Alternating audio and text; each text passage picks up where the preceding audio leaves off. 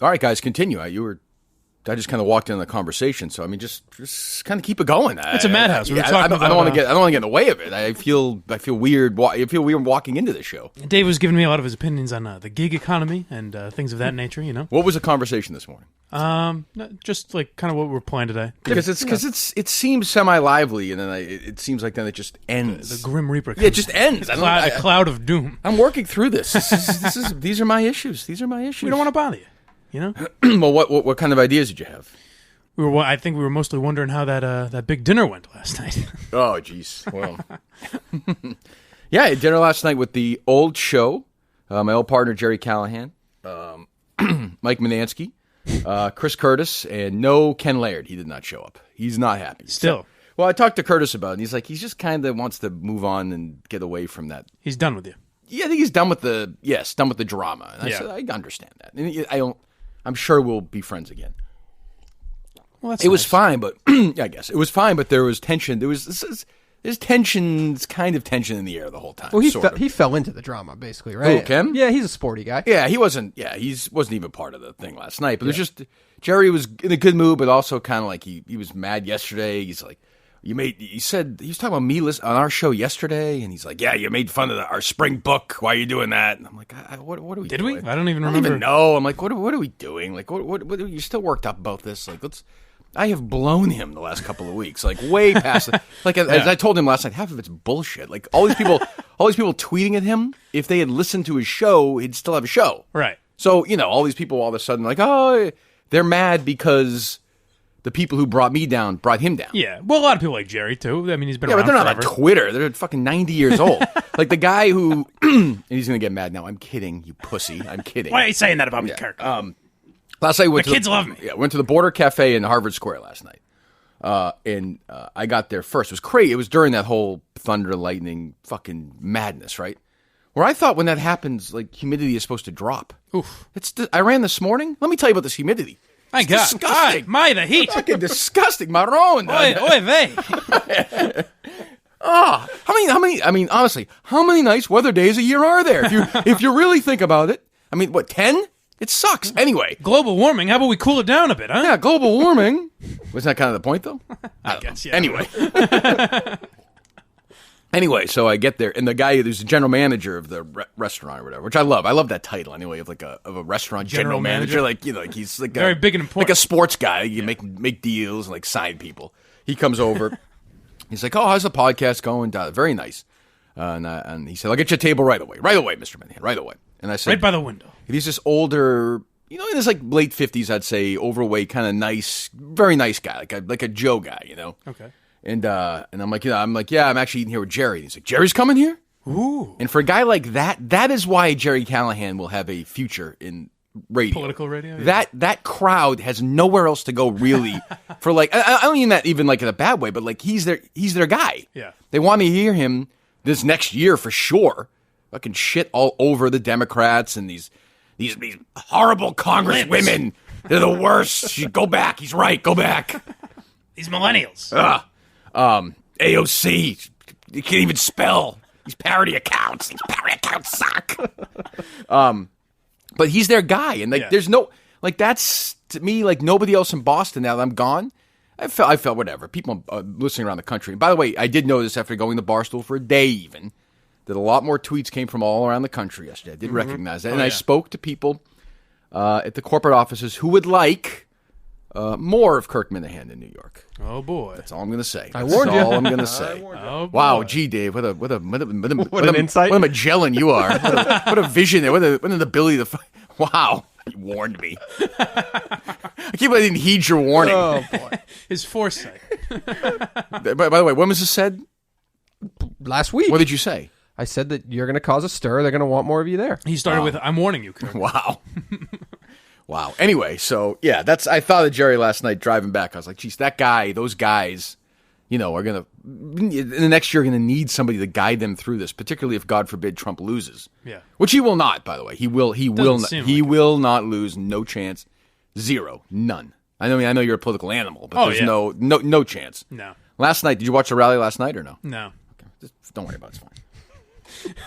Were you staring at the wall last night? What were you doing? Yeah, I know you were working last night. I actually, I forgot to listen to the Trash Talk and the other one. Listen Up, Dummies. Yes, I was listening to the OJ lawyer with Kim Goldman. I listened to that. I did listen to that when she called into the show, or no, I listened to Stern. Yes, Oh, Stern, okay, and yeah. I've already listened to the other one Which other with one? the producer and the lawyer. No, I'm sorry. She called in. She was on the show in Vegas last week, and he called in, Oh, really? and they kind of went back and forth. my Yeah, so I God. was listening to that coming in. I love his Twitter, by the way. It's Where awesome. He's just retweeting people like boring, talking about the Stern interview. It's the OJ lawyer who is combative, and we think we're going to tape an interview with him after the show today.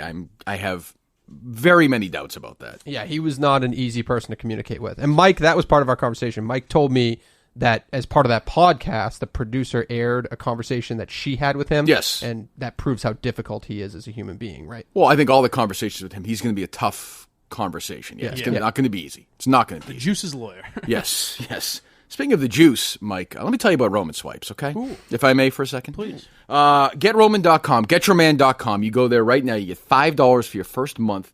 Unlimited supply. Safe. Easy. If you're embarrassed by it, I don't know why you should. I'd put it on my fucking forehead. I get a tattoo of it. But if you're embarrassed still, I understand sexuality can be a hang-up for people. It's 2019 still, but I get it. It'll be discreet. They'll ship it to your house. You lie down with your wife, your boyfriend, your girlfriend, your boyfriend and your girlfriend, your two boyfriends, whatever. Let it rip, and you'll have a longer-lasting sexual experience. And who doesn't want that? I mean, really, who does? I guess if you want that, put it this way: if you want to come in like a second and a half, don't do it. For you people, this product's not for you. But if you have a longer-lasting, better sexual experience to make you happy, your mate happy, go to GetRoman.com and go to GetRoman.com/Kirk for the best deal possible. GetRoman.com/Kirk, GetYourMan.com/Kirk, $5 for the first month. When I start doing it like that at the end, my voice ramps up. That means I'm wrapping up the read, Mike. That's how you do it. Yeah. Yes. Very, what a pro. I'm listening to Kirk Minihane's podcast. Sports and show business. Kirk Minihane, who is apparently a derelict of some kind. That is Kirk Minihane. No one more controversial right now in the sports talk world. That's what I'm talking about. Sports! Kirk Minihane, what kind of thug are you? Yes, well, he is white hot right now. The head. I also want to say something about Kirk Minihane because I like him. Kirk is like a sports genius who everyone hates. We'll do it live. Fuck it. I'm learning a lot. Is there any blind Mic I'm learning a lot in this advertising? internship. What's going on? So I see intern stuff all the time. So you've narrowed it down to two. Two people that seem like they could hang in this community here. Yeah. Okay. Yeah. Great. This group of three. Dave's vetting them. Great. Do you have what it takes? Two that seem like Steve would really enjoy. Dave's putting them through a boot camp. I have not heard from Steve all week. I don't think. Have you? No. Yes. Oh, you have. Oh, you're the Steve whisperer. What's going on? I don't know. He had some idea. Uh-oh. I don't think he'd like it. Well, what is it? I don't even really Why know. are you whispering? Did you get that message as well? Maybe say it. Just Yeah, say fuck. it. Just say it. Just say it. I don't even remember what it was. It was something to do with Trump, and it had to do with him being in Italy. I don't know. It was very confusing to me, and I What? was just like, it sounds good. I don't know. Is it like Steve asking Italians about Trump or something? No. I don't think it was anything like that. Let me pull up. Yeah, no rush. Don't fucking worry. Don't worry about it. I didn't realize this would come up. I'm sorry. Jesus. But yeah, it was not one of his best ideas. But Actually, it might have been. Still terrible. But what's the? a lot of people have been saying Dave. Just find the fucking email, Mike. Shut up. throw me Shut under the up bus and find the fucking email. He's just trying to vamp. One of the worst vampers I've ever seen. All right, I'm sorry. Just find the god. I'm going. How many emails do you get? It takes me a while. Oh, it's true. Yeah, that's fair. I could watch you with that thing next to your face all day. You read it. Go ahead. Hold on. Yeah. By the way, I barely care. It was sort of a throwaway to get to something else about Steve. I was just moving. Then why did you make me do that? I didn't think it was going to be a whole thing. I didn't think it was going to be that difficult. I didn't want to do it. Jesus. So he wrote, Trump guy sues Gizmodo and ends up admitting to hiring many hookers and having multiple mistresses. Has Steve been listening to the show? Oh, yeah. What's that guy? What was that dude's name? Yeah, you know what I'm talking about. Yeah. What about him? You want to have him on? Yeah, he didn't. That's what I was. I was confused. He by just it. sent the and article. he said something about. I don't know.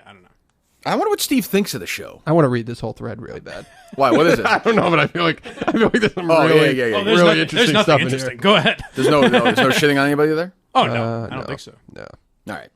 Fuck What were you, you Steve. going to say about Dave? Mike, while you were A scrolling? lot of people have forgotten who Steve is. Saying Dave's doing a great job.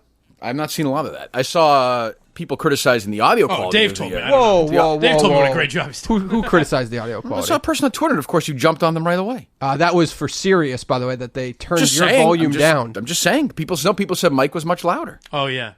Someone did. I did fuck up, and I admitted to a fuck up yesterday again. What did you do? I should have taped your interview with Willie yesterday. Videotape? Yeah, with my that my seems iPhone. like that seems like I know. a mistake. I mean, I don't care, honestly. Like I know owned they it, get but he work. put that in the blog about it. It's a I war. didn't like What do you want? We're battling with those guys. You're right. We're battling with Big Willie and Large. Right? Yeah. I fought back a little bit. Well, good. So those guys, so we did it yesterday. I got a lot of response to it. And of course, this is how it works. Everybody who's on my Twitter follow says, awesome, you kicked his ass. Yeah. Everybody on his Twitter follows, I'm sure, probably said, whatever. I get it. Not what I've heard. I've heard it's pretty much unanimously on your side. Really? Yeah. Jeez. I don't know what Big Willie's going to do about that. I dug in the weeds a little bit. I didn't see much for him. Yeah, well, Large had some words after they hung up with you. Oh, he did? Oh, yeah. Oh, what did he have to say? It wasn't about, he wasn't blogging like he did in his old job, and he was talking about, drugging women, was he? Wasn't that, was it? No, it wasn't. I'm just trying that didn't come up. Oh, okay, that's strange. That's odd. But it was funny. I mean, that tweet was that was funny stuff. Yeah. I mean, Large, am I wrong? No, I mean, so I always mention there's always like a Weasley guy. There's always a Weasley guy, and I think Kurt plays the Weasley guy as good as anybody. And Al, when you get into a fight with them, an argument with them, they're never wrong. Yep. Like, there's nothing more annoying than a guy who's wrong but can't admit he's wrong, and then Hey, the Large, Weasley thing. Large.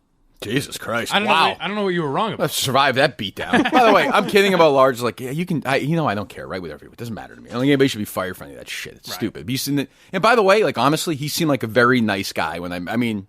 That's the kind of the unanimous. Like, those guys get that they're just very nice, kind of safe. Who, Willie guys. Colon? Oh, he seems like a dick. Other than with you, I mean, before this incident. No, but Large, they're doing what they have to do. Like, it's no big deal. And I texted Pat and I said, hey, if Willie ever wants to call me and have an actual conversation, just talk it out.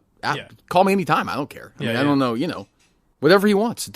I'm sure that'll be spun as you being like, hey, can we talk off air? You know what I mean? Whatever. But I didn't understand that either. I was like, well, do you want to have a conversation? Because you won't talk to me here. Let's talk about it off air or not, or save it on there. Well, they said numerous times that they would come on your podcast. You can go on their show. Sure, I'll go on their show. I'll go on whenever they want. I don't care. It doesn't matter to me. Was there any notable Barstool reaction to this? I saw some tweets. I don't know. Anybody good? Nothing overwhelming. No. They just had. What are you laughing at, Mike? Well, someone did say something about how you got this way. Who's that? Jared Carrabis had some thoughts on how you became Kirk Minihane that I thought. Whenever you start a sentence with Gerry Callahan had some thoughts. The first time I ever interviewed him, he was like, ask me whatever you want. And that, I think when he came on Section 10, that was the first time that he ever did an audio Oh, my God. recording. Hold on. No, stop. This is a good find. Stop. We're done. I'm leaving. I'm retiring. This is 2015, by the way. Wait a minute. This fuckhead. Wait a minute. Wait a fucking minute. What is this? Where does this ego come from this dummy? He's gotten a little big. This drip who doesn't even have he's a baseball, this fucking head between his ears, is sitting there spinning nostalgic about how I learned the craft in the basement of Pete Blackburn's fucking house with a dog. That was the first literally time. licking my fucking leg. In 2015, I was already, pretty much. You had already been suspended. Yeah, I was already the biggest or second biggest, wherever you want to rank it in the city of Boston. It wasn't even close. Let's hear him out, though. I think we should hear him out. How long is this? Let's just see. Come on. It's pretty quick. All right. Like the first time I ever interviewed him, he was like, ask me whatever you want. And that, I think when he came on Section 10, that was the first time that he ever did an audio recording. Like that interview that he did with us was what sparked something in his brain where he was like, oh, there are avenues where I can say whatever I want, because that's when the Kirk Minihane show started, was after that. He came on with us and we asked him anything and he said whatever he wanted and it was uncensored. What the fuck is he fucking talking about? Now, so it's my understanding. Yes. And I've thought this for years, that you've looked around Pete Blackburn's basement and said, now this is freedom. Yeah, I had never known there were podcasts before I went on Gerry Carrabis' show. Oh my God, this is... First of all, I can go on and make fun of other radio shows? Boy, I never do that anywhere. Except on my show every day. No. He's right. So on my old podcast, I started it after I did Carrabis' podcast like in the history of time that is true. Yeah. I would say the two were not related. It had been discussed long before that. I don't know about that. Now, I'll say I actually had a good time because I will say it was fun to go down there and just kind of bullshit. Sure. Like this is. But it wasn't, put it this way, looking at Gerry Carrabis, no light went off in my head. Nor did one go off in his. Like, there was no, Yeah, God. I like Jared. There just seems to be a little bit of an ego. I hate and like Jared a lot at the same time. He drives me nuts. Yeah. But I saw a tweet yesterday where Carrabis was like, he's a verbal master. You can't get in the war with him. I'm That like, Carrabis is. Yeah, no, me. No, I'm sorry. not Carrabis. No, not Carrabis. Okay. I'm like, it's a little thick. I mean, it's fine. We had an argument. Life goes on. You're a verbal master. The light. Who was that on with KFC and Casey? Yeah. They don't even know. What are they supposed to say? They don't even know. Well, yeah, they probably just assume that's true. Like, oh, They're is like, that wow, geez. is that true? I think the problem is. Hold on, real quick. Keep in mind, I was 41 years. What, 2015? I was 40 or 41 at that point. Like, I was pretty well knew what I was doing. I didn't need Pete Blackburn, Gerry Carrabis, and that guiding you, that dummy Steve Peralt to fucking. Who's on with Carrabis now? Peralt and who? Maybe Mick? Coley Mick. Yeah. Yeah. Okay, it's Coley Mick. Yeah. He's the guy who sat next to me on the yak. Yeah. He seems like a nice guy. Yeah. Right? Yeah, no? he's funny. Yeah, he's funny on Twitter. I don't listen to his shows a lot. He seems like he seems pretty nice. What's his deal? I don't know. He's a big basketball guy. He's a big guy. He looks like he's just looks like he's kind of a stereotypical like meathead. Boston. Yeah. But I think he's aware of it. Oh yeah. Yeah. Okay. Sure. He seemed like a nice guy. Yeah. I was telling Big Cat yesterday how much I actually enjoy that dynamic those guys have. It's fun. That is a good show. I enjoy that show. Yeah. It should be on in the mornings. Go ahead. I think the problem is call was Willie being like, I just don't like that you call me a pussy, and then Kirk was like, no. Come on, Willie. I didn't call you a pussy. I called you a fucking pussy. It's like, master. I mean, Kirk is a master at verbal sparring, and I don't think that Willie, because Willie has openly said, I don't know who the fuck you are. You're nobody outside of Boston, this and that. But it's like, Kirk is a professional at this. What I think is interesting, too. He's the guy, though. Like, Kirk is... None of us. I mean, like they kind of like Barstool created a radio station and then just threw a bunch of assholes on there. Like none of us really know how to do this professionally. Yeah. Kirk is a professional. Time. He's a verbal assassin. We've never experienced anyone like him in here besides maybe Dave. Okay, I'm liking this Carrabis guy. I'm liking where he's coming from. You're coming around on him. And ironically, there is a kernel of truth in all that ass kissery. That there, it's just I don't mean this like Willie Colon. Oh yeah, well they're not radio guys, right? And I had to do that to survive in the business. Willie Colon didn't. He played professional sports, so that you immediately jump way ahead. Yeah, it's stupid. I mean, this is like what I'm dealing with, what I dealt with in the past, like big time football, or you do the shows at a radio station. Say, bring in an athlete. Bring in Tim Wakefield, bring in Matt Chatham, Rob Ninkovich, and try and talk to these empty heads who are very nice people. Most of them, but like they don't want to do anything. They're trained not to say anything interesting. Yeah, and they don't think it takes any work. They're just like, oh, you can show up and talk. And I give Willie Colon a lot of credit. He gets up early every morning. When I was there a couple of days ago, he was there way after the show. Yeah. Like clearly he works at it, so it's not like he's some athlete who shows up, takes a check and leaves. He's trying. He made a lot of money, so it's not, my guess is he doesn't have to do it. So I give him credit, but a lot of these guys just think they just show up and they're like, all right, here we go. I'm an athlete. Let me pull my pants down and just lick my friggin' asshole for 3. It's like, well, that doesn't work that way. You have to be entertained. You have to be. Yeah. Yeah, I mean, I think Willie does an okay job. I'm sure he's fine. It's not even his talent. It's more his attitude. I don't know why I'm like the bullying stuff. That's fine too. Like it doesn't. I'm not angry about any of it. And I was kidding around about before. I know Willie Colon. I actually spent some time reading some stories about him yesterday. He seems like a nice guy who's led a really interesting life. Talked about his family. I read some story in the New York Times from 5 or 6 years ago. Maybe we could tweet it out. It's actually pretty good. He seems like a nice guy. Everybody there seems to like him. Yeah. And I think I poked him somewhere that he didn't just like. a little defensive. And that's okay. And he's defending. His point. And that's athlete. That's pretty much all. Yeah, but his point was also he's defending his show, which I kind of respect too. Like, fuck you. Sure. It's like when that fuckhead DEC was attacking me a couple weeks ago, that asshole.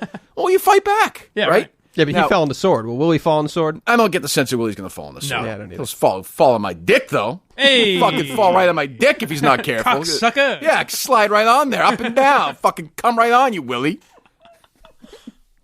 Yeah, you cocksucker. That was the only thing I didn't like. People like responding to our tweets like, Willie sounded awfully homophobic. It's like, don't play that game. Well, You know what I mean? no, but yes, but correct. But I'll say this. I get the joke. No. But like, don't try to get him fired or any of that shit. Fine, but here's the thing, though. Like, they were dancing around some bullshit racism thing. I know people are itching for the smoke, so we'll give it to them.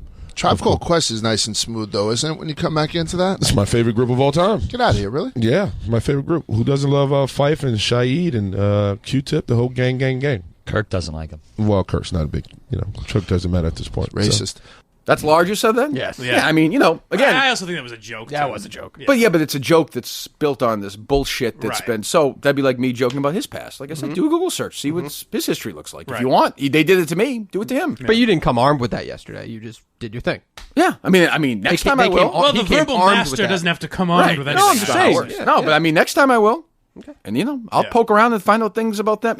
That's easy. I saw them. Whatever. It's fine. It's over. They're going to do. They'll never mention. I know how guys like that operate. They're going to do their show today, and it's fine and whatever.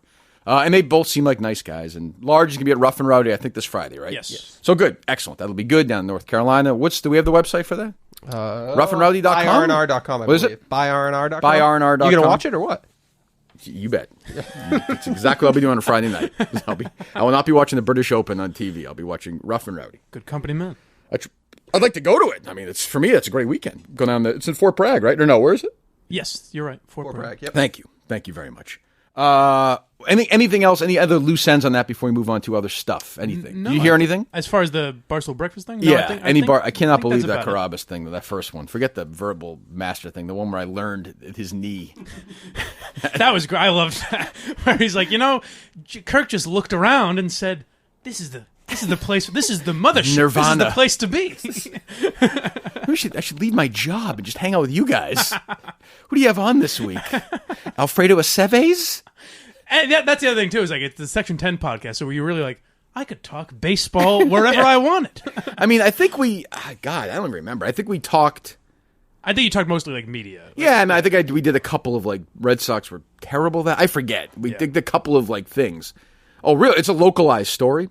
But like it's for a summer story, it's already blown up around here. Is this Price Eckersley thing? Oh yeah. So I don't really understand.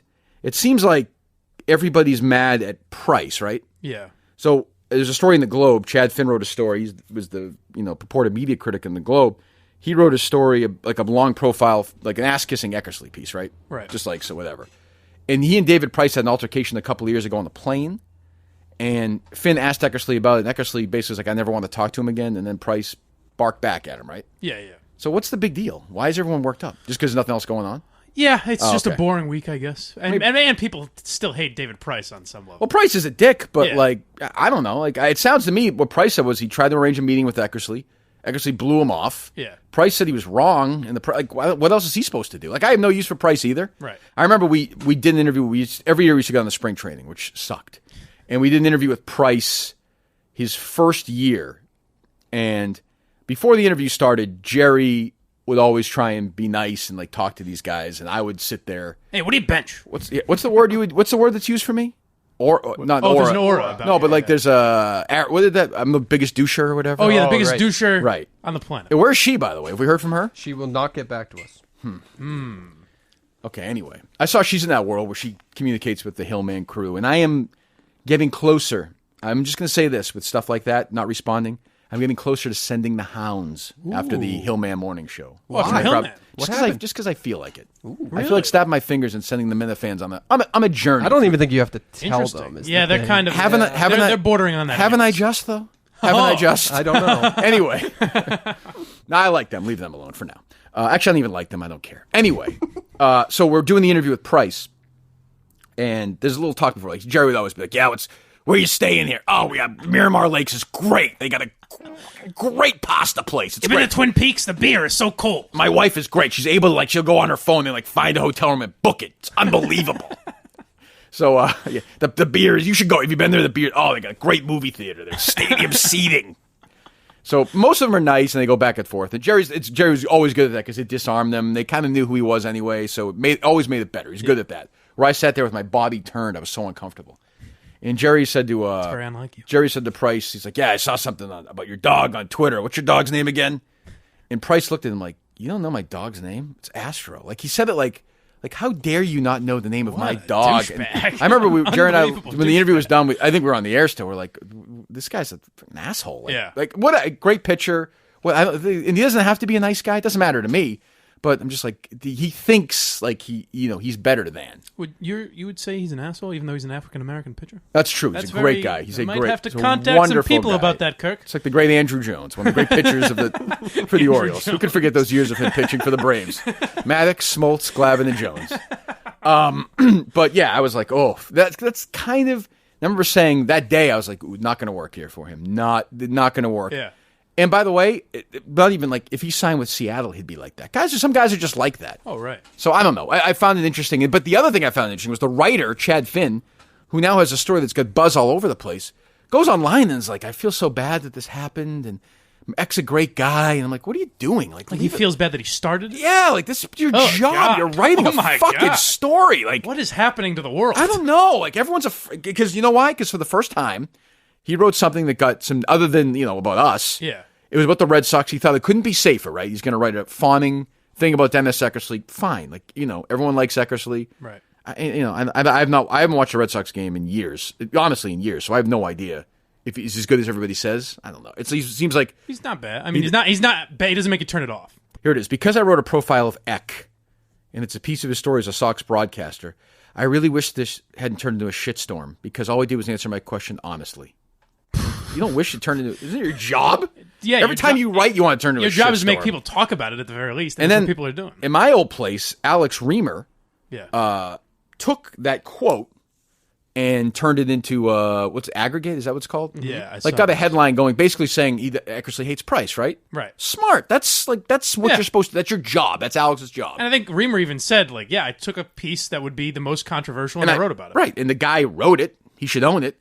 And then I hate to be in a position where I'm defending EI, but it seems to me that this Finn guy is like getting mad at Alex for doing that. Yeah, it's crazy. I don't even understand. Like, well, as I think we'll address briefly later in the show, yes. People in the media are they hate having to answer for the things they say. It's incredible. They want to just throw it out there, have you read it and enjoy it and say glowing things about it. Right. But God forbid you say anything negative or interesting about it. And by the way, nobody said anything negative about the story, except for not even Price. Right. But Price is like, and also Price, like, what is... Like, I think Price, this is again because these guys never read the stories. Yeah. Price quote tweeted Alex's aggregated thing. So he didn't read the story. Like, Finn, just saw a headline. Finn asked, it wasn't like Eckersley was like, hey, I want to talk about David Price. That's why we're here. Finn asked him, which he has to. Right. Eckersley answered it, and he included it in the story. Like, that, I don't even, well, you're right. The bigger picture isn't so much, I don't give a shit about this feud. It's just the weird way that everyone reacts to shit. Right. And that's the Pete Abraham syndrome, where it's like, an athlete might not like me. Like, now David Price might be mad at Chad Finn. No, I saw that Pussy Abraham wrote today. It's time for these two to finally get together and talk it out. Why? Why can't they just not like each other? Like, it's not right. It's not right that two guys who won Cy Young Awards don't like each other. It's so, like, just because they throw a ball fast, they can have flaws too. They can be fucking pricks. America's Nana, Pete Abraham, wants to sit everyone down. Let's get they both have World Series rings. I don't get how can they not like each other? They're part of the Cy Young fraternity. Toucher and Rich, a poll out right now. Are you Team Eck or Team Price? Where do you stand? Where do you stand? Whose team? Pick a side. Whose side are you on? I met Dennis Eckersley once. He was nice to me. He said he was a fan. Done. Fucking that is done. Very racist of you. Call me a master. Nice hair. Verbal master. I got to tell you, my favorite pitcher is Dave Stewart, though.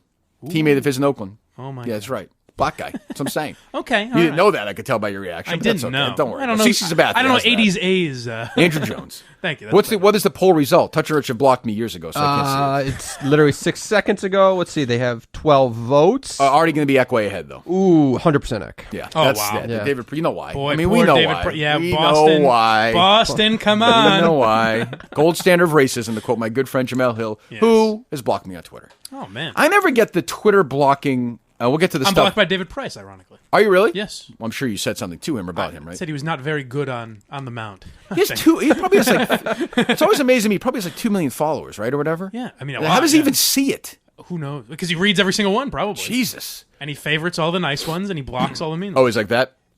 It seems. What I never understand is the Twitter block when you've never had any association with somebody. Well, I can explain that to you. Go ahead. It's I've heard our friend Jim Murray is like this, I think. So there's an algorithm. I don't know. I've heard Chad Finn is like this, too, by the way. Yeah, Chad Finn blocks me. There's Did an he really? algorithm. Yeah. What did you say about him? Probably nothing. Probably riveting stuff. No, but I'm saying, did you rip him on Twitter or something? I probably retweeted. Oh, no. The Jim Murray thing is a literal program where, say you don't want to block individuals like as they come to you. Right. You can block if you follow Kirk Minihane, Gerry Callahan, Dave Portnoy, and Kevin Clancy. Yeah. Then you're automatically blocked. If you follow all four of those, then you're automatically blocked. There's like a... There's some sort of algorithm where you can... I don't know how you do it. Because who's that? Natalie Weiner? Natalie Weiner, Yeah, she blocked me like months ago. Like I mentioned your name. No, she did before. Yeah, this was another story that she was in before because I looked it up. I wanted to have her on the old podcast. Yeah. And I was blocked. Same with this, like a Julie DeCaro, like this weird, Shirley's... I don't know. It's strange. It seems to be I don't know. Yeah. Because people have said, like, Jim Murray or whoever has blocked me, and I've never I've said seen a word that to Jim's them. a big blocker. He didn't block you, did he? No. Oh, No, yeah, I've seen that. But yeah, a lot of people say that, and they're like, I've never said anything to him, and I assume that's what it is, where there's some sort of system where if you follow this person, you're automatically... So I guess their defense is it's just they don't want anything negative. They just want guess, yeah. Which, I mean, it's probably a healthier life. Oh, for sure, yeah. I guess, but I just feel like... I kind of just mute people as they come I to do a me. lot of that now. Yeah. The last person I blocked was the late Brian Riccio. That was Which it. makes sense. Yeah, I mean, that's enough. I gave him. You know what I mean? How much you more tried. chance can I give the guy? I mean, Right. like enough. Like, Right. and he seems like a good guy. He seems normal. Oh, he's nice. Yeah, I hell miss of a him. guy. Is he still going crazy or no? I blocked him as well. Oh yeah, okay. I don't even want to know. I don't even want to know. I mean, when someone repeatily says you should die and you're a racist, Made and it's fun of Callahan's cancer. And it's just like that's after a while. There's no wit. I need a little bit of wit. Right. That's what you have, Blind Mike. Wit. Well, thank you. Tell me. Yeah, a if joke. it's funny, if you make a funny blind joke, Give me a funny, then I love it. Give me a funny observation of what's going on in the world today. Go Oh ahead. boy, this Trump guy, he's a real character. There you go. Good. That's excellent. It's like having Artie Lang with me, isn't it? Having Artie Lang in like 2010 when he was drugged out of his brains and passed out. I'll take that comparison. What do you think about the wall, Blind Mike? Give me a wall joke with Trump. Hey, I got nothing. Okay. All right. Get Roman, right? Yes. All right, GetRoman.com. $5 for the first month. GetRoman.com. GetRoman.com. GetRoman.com/Kirk for a better, long-lasting sexual experience. No doubt about it. We've talked about this all the time. We get feedback. I actually got a tweet yesterday from somebody. I forgot to retweet it. I should do that. GetRoman.com/Kirk. Women are happy. Men are happy. Everybody's happy. Sexual experiences since this show started, I think, nationwide last like 14 minutes longer. I read some poll yesterday where it said that. Wow. I'll show her a poll. Oh! It's about as good as my wall joke. When do we get Dice on? That's all. I reached out yesterday. You did? He changed publicists. Okay. Problem. So I reached out to the manager. Have not heard back. Did you check with Kelly Smith? I have not yet. Great Okay. idea. I had another idea about her this morning as well. Kelly Martin or Smith? And Martin. our I'm going to school potential with Kelly Smith. Go ahead. our potential intern has a relationship with Dice. Okay, I don't. This is amazing. This never works. He reached out and said, "You need some help." But This I is said, like "Actually, the guy who used to. And by the way, GetRoman.com/Kirk. GetRoman.com/Kirk. We'll definitely have Dice do a Get Roman read. That would be if we have Dice on. fantastic. There is no doubt about that. That He's would doing be. it. The company would love that. Yeah, you just say company? Oh, come all over my panee, if you know what I'm saying. GetRoman.com/Kirk. GetRoman.com/Kirk. $5 for your first month. What were we saying? Oh, so the producer who is not to be named, who, by the way, I think is on the street. Yeah, it looks like it. Yeah. Yeah. What a shame. Poor guy. Yeah, I feel terrible. I'm sure he won't do this and murdering me about that laugh right there. The last face you ever see. His thing was always that he had a relationship with Jay Leno. Ooh.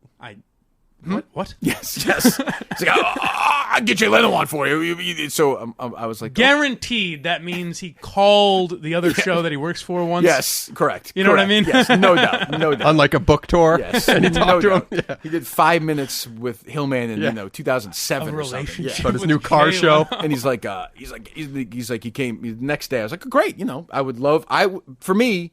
We talked about this the other day. I love when comedians talk to other comedians. Not that I'm a comedian, but you know what I mean. When comedians tell old stories and just the life. And Leno did a really good interview on shit. I'll find it. I'll talk about it tomorrow. I subscribe to the podcast. This guy who just interviews various celebrities.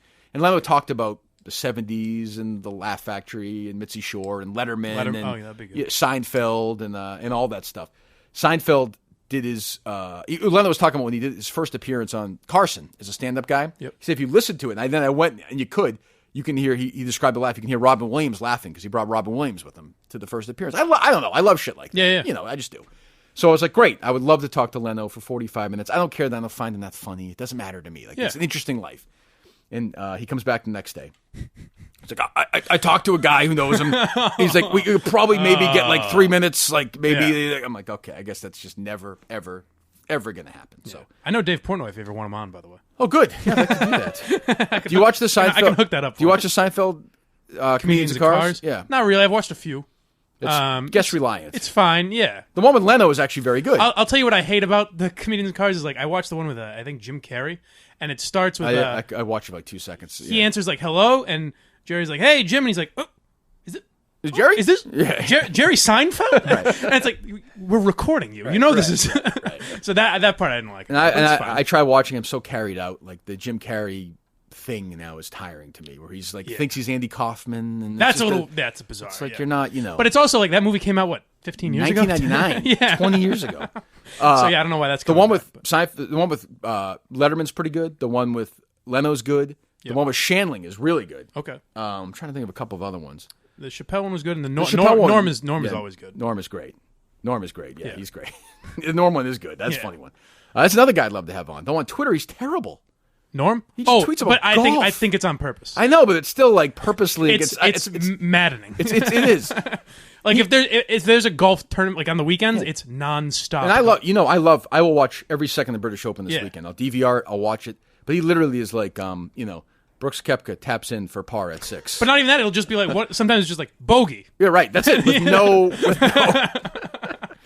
But Norm Macdonald might be not the best. He might be the funniest person who's ever been on Saturday Night Live. Yeah, and I think you'll probably have a different answer just generationally, but like the best talk show guest I've ever seen. Oh, like he's on Letterman. And he's the best Letterman. Conan. Yeah. I think the 2 or 3 best Letterman guests when Letterman was great was Norm, Martin Short, and Stern was always actually good on Letterman. Yeah, Steve Martin was good too. I thought.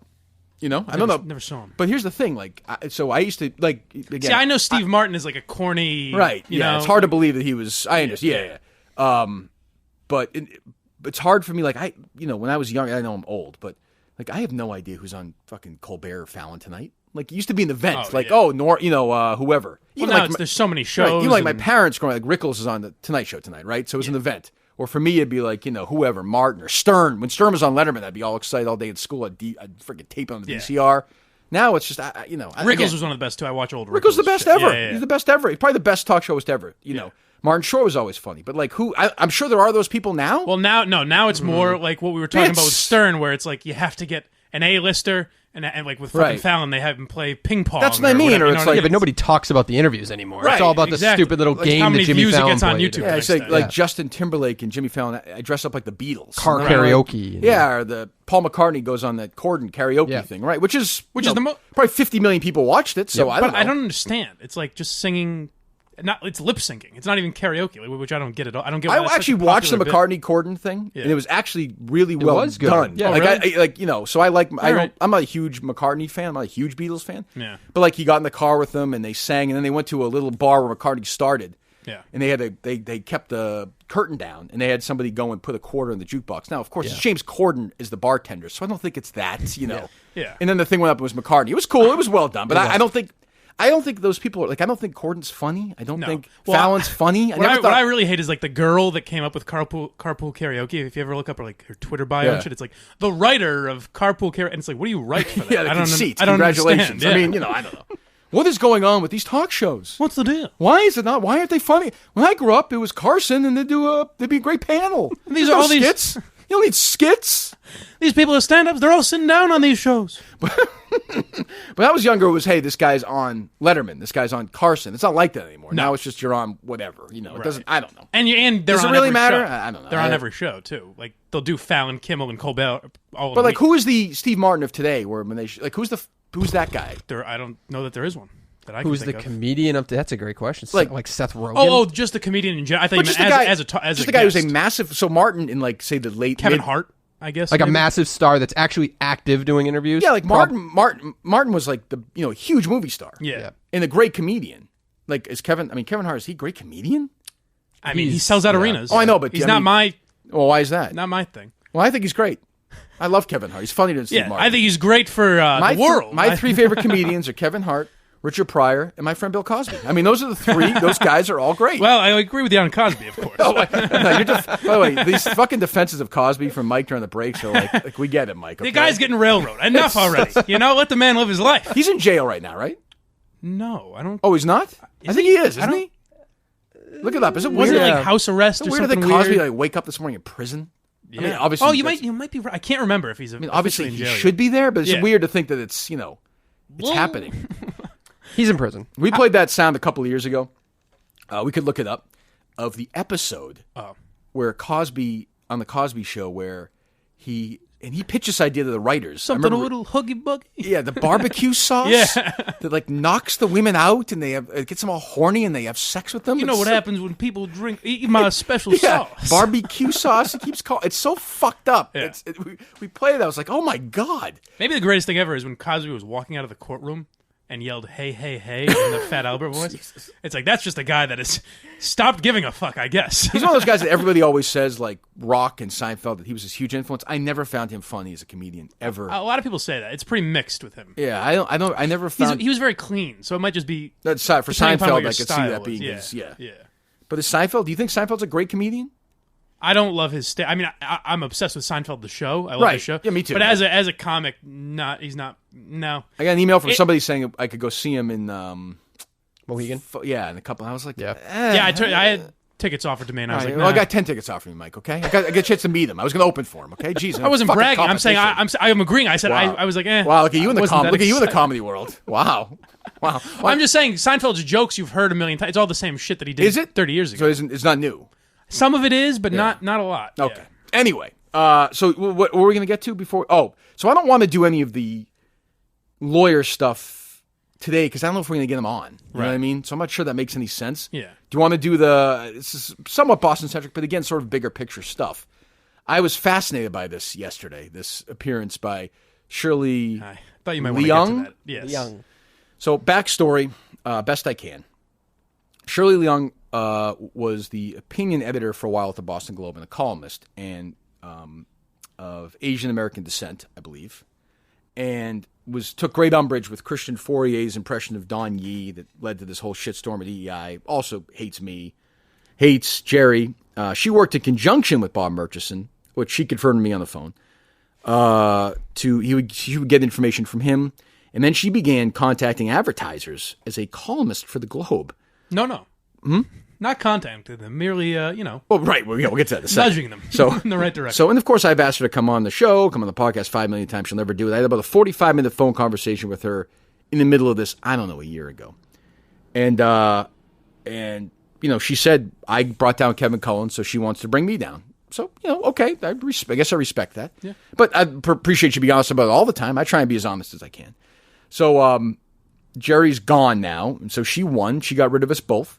And she was on with a local Boston public radio show with Jim Braude and Marjorie Egan, who are two liberals who are, like-minded with her and like her and don't like us, I guess. So the Jim Braude would always text me how much he liked the show while he was driving in this car. And I think you can tell... You get that vibe a little bit. He says it in the interview. Yeah, you can tell in his interactions with me in the past that he's a fan of mine. I wish he had done a little tougher, like asked a follow-up question.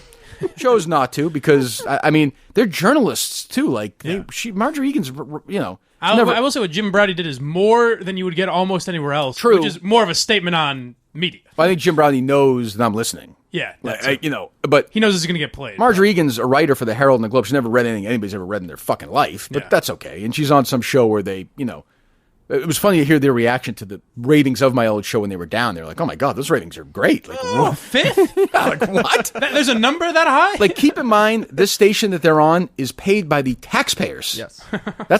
Mike, you are paying for not you, but people who pay taxes. If I made money, I would pay. You were also paying for you, by the way, as well. So I'm paying for everybody. Well, taxpayers. Not yet. Well, for your disability, I mean. The taxpayers are paying for this fucking shit show to sit here and kiss the ass of somebody who is wretched, evil, who wants to ruin people's lives and combine with another wretched, evil person. And smiles and laughs. Oh, and giggles about it. So this drove me fucking crazy. And Gerry last night was all fired up about it. I suspected. I'm glad. Did I text you before the dinner? I was hoping I would get Jerry's take on I this. was like, that's great, Gerry. You can go outside in your patio and yell at the fucking sky there. No one's going to hear it. It's ridiculous. So she went on there with them yesterday. We right from the top, right from the start of it? You want to go right from the top? Yeah, sure. Yeah. We're talking to Shirley Leung. Real quick, though. But there is also the other part of it, which was the highlight of the dinner, was relating this to Mike Manansky, who hadn't heard it yet, about the basic content of the conversation. Let's not play that part. I really hate if that part got played about my pal Mike. It was worth watching his reaction, because all he did was put his head down, and he had a beer, he just put his head down and just said, damn it. Go ahead. We're talking to Shirley Leung from the Boston Globe. So Marjorie's former colleague at the Boston Herald, Gerry Callahan, who has been a morning show co-host on WEI, one of the sports stations. I knew him a million years ago. 20-some years. We talked about writing columns. Marjorie, shut up. His contract Let Jim ask a stupid question. Hold on, pause it real quick. See, I think Dave, I know a million years I think Dave knows these people because he's like interacted in that BUR world. Oh, yeah. No, I haven't. He knows Shirley a little bit. knows. I do know Shirley. You know Jim and Marjorie, though? No? I don't. No. Okay. No. I have no. Marjorie's one of the whatever. I have no use for her. I tried to get Browdy on your old podcast, and you've traded texts with him, haven't you? I like Jim. Yeah. He's a big fan. Marjorie sounds almost like sedated. Like, we used to she's be writing columns. Like, what is she talking about? Like, shut the fuck up. Jesus. It's like you're talking your grandmother and her dying. Yeah. Yes, I remember that too. Very good. Yeah, the periodicals this week I don't know. Why don't they have the TV guide at the supermarket anymore? Like, Jesus. Let them talk. Go ahead. I haven't had to be candid. I think I've said on the air, I used to listen to EI on my way in the morning when Kirk Minihane was there, and love him or hate him, the guy was really talented. Stop real quick. I love the way that, like, anytime my name gets mentioned, there always has to be the preface. Begrudgingly. Like, you know what? Like, the guy listened, and when Jim says he listened every morning, I would get texts, like live, like, that was great. Why did you ask that? Why did you? Which I appreciated and liked and did that with him in kind. But, like, the idea you have to be like, look, it's almost like, what we were saying earlier. What would you text him during his show? Oh, no. I'd be like, yeah, you're right. Thanks. I would never listen to his show. Okay. I might make fun of him if I saw him tweet something out or a story that came out. I'd break his balls. Okay, yeah. But he's in on the joke. But like, it's almost like we were talking about Cosby before. Like, if you said you like the Cosby Show, you almost have to be like, I didn't know what he was like during it, but I really like the show. Like, even his voice changes. Like, is it that awful? I liked Kirk Minihane, Shirley. Now here's a knife. Cut my hand off. I mean, really. And because Shirley's there, and Shirley's probably seething. Like, what? Like, you listen to that? That smut? That poison? Go ahead. I haven't had to be candid. I think I've said on the air, I used to listen to EI on my way in the morning when Kirk Minihane was there, and love him or hate him, the guy was really talented at radio. He got fired or left or whatever. Surprised, hold on. I'm surprised after he didn't say that. You just didn't hear, like, you just took a gun and just blew his brains out. Steve, get off the stool. Stop tying that. Go ahead. He got fired or left or whatever you want to call it now. In the fall. Right. And now he's on Barstool Sports, which is another controversial place. Ooh. And when you were Jim, just ask the question. Not their favorite person at the time, because you were essentially through Still your not their favorite person. Stop real quick. She's laughing. I hate her fucking guts. That's something I would say. Like Kirk, you're not Kirk Minahane's favorite person. I'm like, oh God, no. You know what I mean? Like she's the lengths and widths to which this woman did to bring down the station. She succeeded in the way she would lie about it and hide behind it. And by the way, so cover up her own newspaper's indiscretions, which we'll get to in a second. Many, many indiscretions is appalling, abhorrent. And people say, why do you hate John Henry so much? Why do you hate Linda Pizzuti so much? Because that asshole Henry owns this paper and allowed it to happen.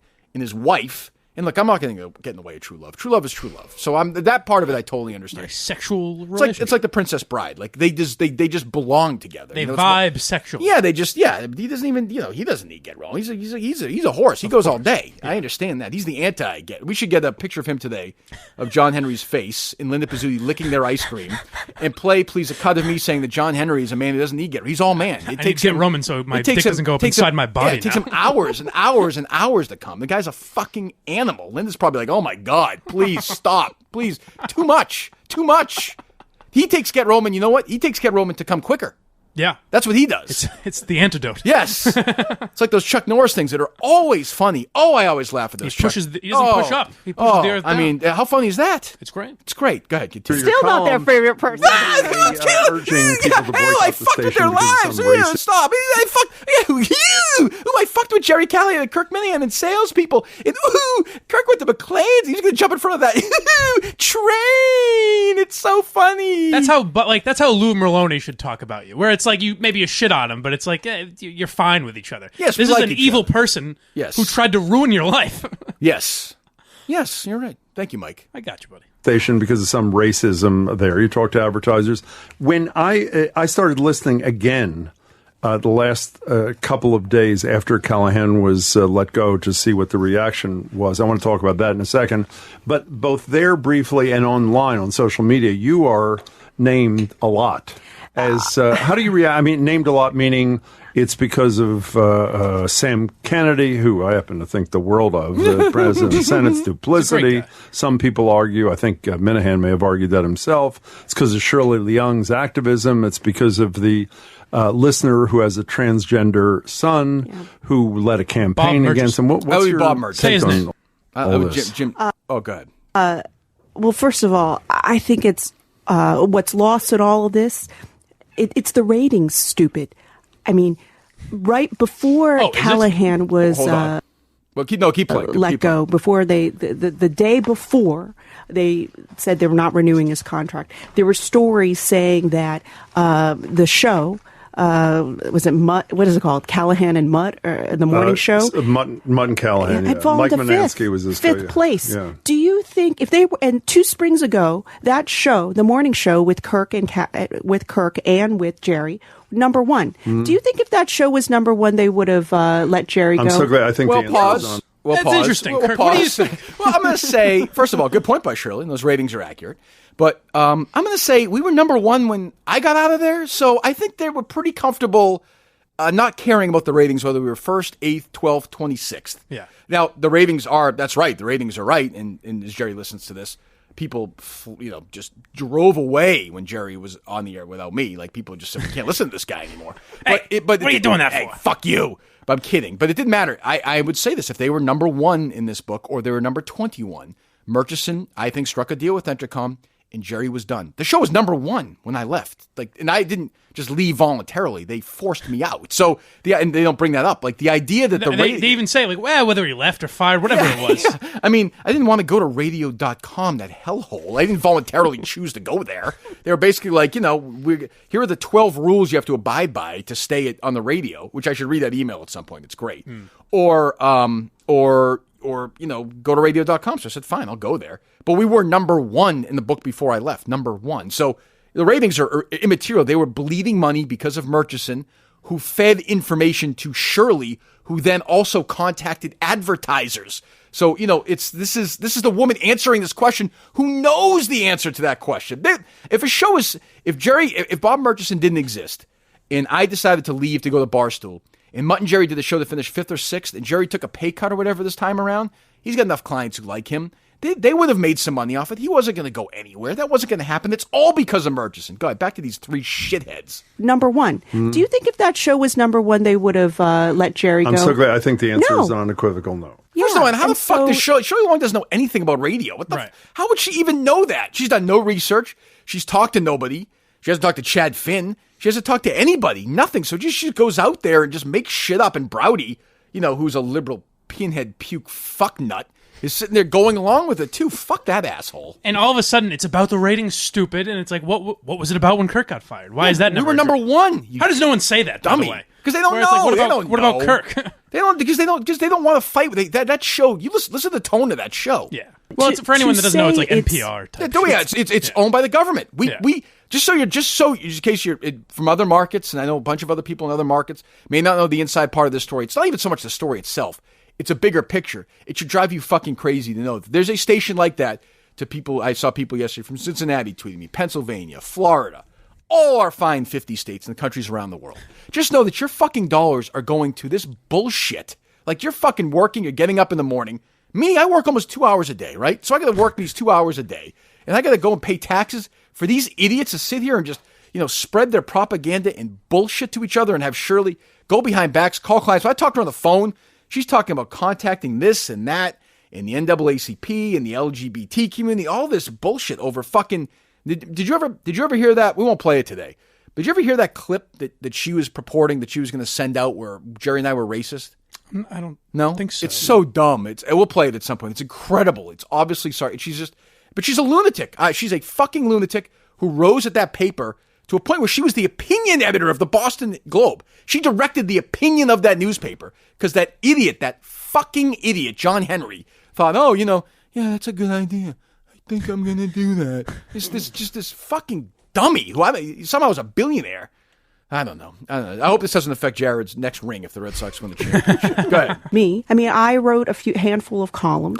A handful. I think it was a confluence of events. Douche word, the biggest douche word there is. All I did was highlight and remind people of the behavior of the station. It's a lie. Hold on. It's just a fucking. Oh, that's good. Dave, say that, Dave.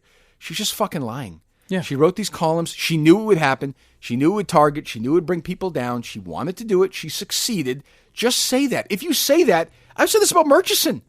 Look, he had a goal. He's done it. Right. I don't respect him, but I understand that he's a guy who set out to do something and he did it. Whereas Shirley is just like, is a confluence. I didn't even do anything. A handful of columns, just highlighting. The day I left, the next day she wrote this thing in the Globe that just tore me apart. Called me, racist with no proof. No proof. Of course. Sexist with no proof. Homophobic with no proof at all. And she could just do that. And nobody cares. I'll say it. She's racist. She's homophobic. I agree. She's a racist. I agree with all that. She's a racist. I think she probably uses terrible racist language all the time. Yes. I have no proof. Definitely. No proof, but I think but I think she does. I could tell just by her voice. She probably probably hates lesbians. I can just tell she fucking hates lesbians. Yeah. I can just tell by her voice. She hates minorities too, even though other than Asian people, I think she hates Asian people. Might be a self-hating Asian. She might. Yeah, I don't know. Do I have any proof of that? No. But who cares? It doesn't matter. Gives a shit. No. Gives a fuck. Go ahead. All I did was highlight and remind people of the behavior of the station and raising the question, why are advertisers still supporting Okay, so I spoke station? to some of these advertisers, okay? I just want to be clear about this. I spoke to some advertisers. That was not what happened. What happened was, why are you doing this? Do you think it makes sense to do this? Why are you doing this? Do you think you should be doing this? So let me just ask you a question. If you're an advertiser and somebody from the Boston Globe, and you're dumb enough to think that the Boston Globe still matters, right? Right. You're some 54-year-old guy, and the Globe calls you asking that, what is your reaction going to be? Probably, I don't want to deal with this. How can I make it go away? Or at least say, do you think this person is just throwing a question out here? She doesn't care what the answer is. Like, just spitballing. Just felt like making a couple of phone calls today. It was a takedown for beginning to end. And, by the way, a successful one. Yeah. So, she should take a victory lap as opposed to just saying, I was just merely highlighting. Well, okay, I'll merely highlight the Globe's long history of sexual harassment. If you'd like me to do that. Back years ago, they would have these drafts at the Boston Globe where the writers would draft college girls to do a draft. Yeah. Brian McGrory, who runs the Globe right now, is part of that. Part of that draft. And they would find these girls and college girls and fuck them, who worked there. And then Jim O'Sullivan, who worked at the Globe, sexually harassed women, a colleague of Shirley's. And nobody said anything about it. The Globe knew about it, buried it until I said the guy's name, and then they fired him. But after that, Shirley probably wrote a piece about it, right? Oh, it was terrible. And Brian McGrory's own history with Hillary Sargent, where he sexually harassed her, asked her, she wrote there, what happened? Yeah. Where is he now? Oh, he runs the Globe. Oh, that's weird. I don't know. I mean, I love this explanation too, where it's like, I'm going to try that, where I'm just going to go out and bang a few girls, and then when my girlfriend asks me about it, I'm going to say, I didn't cheat on you. What are you talking about? I was merely exploring my options sexually, and I found a few viable partners. That's not cheating. I don't get where you're getting that word. I know, and the idea that a 19 or 20-year-old from Northeastern might not want to sleep with a 46-year-old guy, but just does it, that's impossible. They were really attracted to these hideously ugly 46-year-old guys from the Globe. That's not forcing yourself. No, that's merely you're investigating someone's interests. You're not in a position of power in that relationship. No, I don't think. No, I mean, God, no. And it's a good thing is Brian McGrory hasn't moved up at all. Like it's not like he's running the Globe anymore. Oh, well, that's good. He's not. No, he's not the editor of the Boston Globe. Oh, good. Thank God. It's real love. Like I don't know when like a 30-year-old woman marries a 7-year-old guy who owns a newspaper. Like there's just or a baseball team. It's real love. Like, that's real love. Yeah. Or, I don't know, when you say that you should always believe the victims. Fine, that's a perfectly legitimate claim in the Globe. And then Shirley Leung, the opinion editor, hires who to write opinion pieces? Oh, Alan Dershowitz, who represents Jeffrey Epstein, has been accused by Virginia Roberts and others of raping them. Now, Mr. Dershowitz denies that. He's come on my podcast before. Dave, I don't know if you're aware of that. I'm not. And, that's fine, but well, it's not like he's ever defended anyone else who's probably guilty. No, I can't think of anything. Like Jeffrey Epstein? And then or OJ? Well, that's different. I'm not going to weigh in until I talk to Malcolm. I'm not ready. I'm sorry. Who knows? You're right. How lame was that? Did you hear when KFC and Carrabis are doing their OJ is innocent thing? That's something you say, and not those guys don't need it. I think KFC actually is an interesting guy, but that's something like I have a buddy who the only interesting thing about him is that he thinks OJ is innocent. Yeah, like 9/11's a government that's stupid that type shit. Of shit. Yeah. And you're like, I don't know. I don't want to get dug into because now this Kim Goldman podcast I love. There was an episode. Fascinating. Did you listen to the episode yesterday? No, she not talked yet. to two jurors. She interviewed the guy who gave the Black Power sign. I heard the preview. I want to hear it. It's awesome. It's a great interview. It's fucking crazy. That podcast is the best. We should get her on too, by the way. She would probably do it, I would think. What, the podcast? Yeah. No, she definitely would. So, right? Yeah, she would. Watching Colleen write down Kim Goldman. What a master of work. What a master of work. Kim Goldman, Norm Macdonald. Bruce Springsteen. Donald Trump. Bob Murchison. Things take time. All right, back to my. Surely I'd have on any time. Go ahead. Supporting this station. When you read what both of them have done in the past in terms of sexist, racist. All right, comments. stop. Name one thing. You fucking idiot. Jesus Christ. You want to say Aaron Andrews was sexist? Fine. I'm not even sure it is. Wasn't, but I mean, if are you saying I'm attacking a woman and I said if she weighed more, she'd be a weight? Fine. Yeah, I get totally fine. Yeah. So I've got there. You go. One example. I've got you 1,000%. I was suspended for it. I paid a pretty good big price. I apologized for it. I've fallen on the sword, I think, more than anybody's ever fallen on the sword for anything. I've apologized for that far more than Shirley has for the indiscretions in her paper. There's an obituaries editor at the Boston Globe, Brian Marquard's his name. He writes there right now. He was arrested for pulling his dick out and jerking off in front of two college girls, 12, 14 years ago. Arrested for it? Yes. Oh, interesting. Yes. I believe he was. Were you arrested for the Aaron Andrews thing? I don't think I was. I don't remember that. I don't remember, I don't remember pulling my pants down and masturbating in front of girls who didn't want to see it. Oh, okay. Now, I know you don't have a problem with that, Mike. You going to defend that, Mike? It's a weird... I know for you that's a weird... I'm stuck. Yeah, Wait a second. He doesn't sound like such a bad guy. We've reached a crossroads. Oh, my God. What do I do? Surely I'm on your side. But, as she come out... And, of course, what I've heard is behind the scenes, she fought like crazy to try and knock down the reputation of some of these women, too, by the way. Oh, really? Yes, I've heard that. That's interesting. I have heard that. I believe all women. Me too. I looked. My thing is, I believe the victims and this stuff like this because I don't think generally, like I did with that lunatic, like for example, and Shirley never brings up stuff like this, of course, because she wouldn't. But the Sue O'Connells of the world, or the idiot who made fun of the Trump victim the other day. I'm happy to talk to those people. No one else does that. Matter. No, you're right. It doesn't matter. You're doing it to prove you're not a racist or something. Yeah. Now, I would say to them, and I'd say to that fucking idiot Willie Colon and these other people. I've done this forever. Bring me the racist examples. Line them up. If you've got them, bring them on. She can't think of a single. I would go on with her and say that, and she'd do what they always, what the people who accuse me of that always do. Oh, it's about the tone and the tenor. Yeah. And Adam Jones and asking questions. You inspire racists. Right. And I got death threats on Twitter. All that bullshit. Where Gerry said part of something stupid 15 years ago. Again, he apologized for it. He got suspended for 2 weeks. What are you supposed to do? I don't know. Kill yourself. You got to get under the covers and sob. What did Dan Shaughnessy call? Kill yourself. What did Dan Shaughnessy call Ortiz one time? Like a sack of... I forget what it was. Like, did she want him suspended? I don't know. Ron Borgesley wrote for the Globe, called her like Yarabu. I don't know. So I would say I'll happily put my record up next to Shirley's all day long. And as I said, I tweeted to Chad Finn the other day. You pick the place. Yeah. Public forum. Shirley's there. I'm there. Chad Finn, who works for the Globe, can be the moderator, and he can ask anything he wants. Anything he wants to me and to her, I'll do it. I'll pay to be part of that. I'd be happy to donate whatever amount of money to any foundation she wants. Oh, well, they said yes to that, right? Of course not. But I'm saying it right now. It's out there. Go for it. Go ahead. Let me hear more of this. Comments. It's unbelievable they were still there. So all I did was just raise the question. And I didn't write that many columns. You're fucking, and so I just can't fucking speak for the full of activists. But you did suburbs. reach out to advertisers. I did. Hold on. There you go, Jim. Jim, good job. Jim knew I was going to barbecue his fucking balls if he didn't do that. So get ready for this answer. This is Baryshnikov-esque. It is watching her just dance around as opposed to just saying, you know what, Jim, I did. I hate Kirk. I hate Gerry. Not even that they hate me, but you know what they get when they do that, which she never gets? Attention.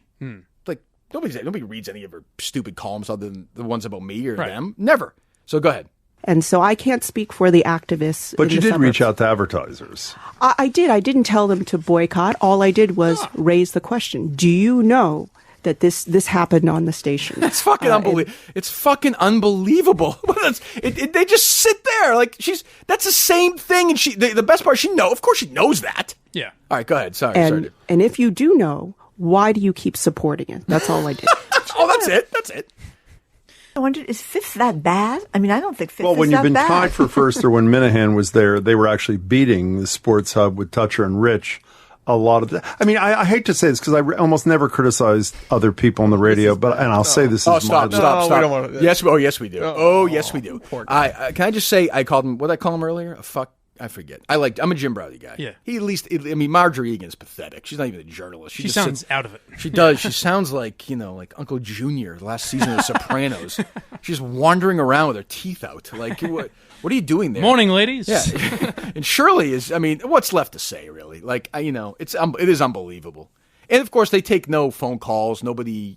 There's no voice of objection in there. No. Like Jim poked a little bit, but like there's nobody there asked the real questions. Yeah.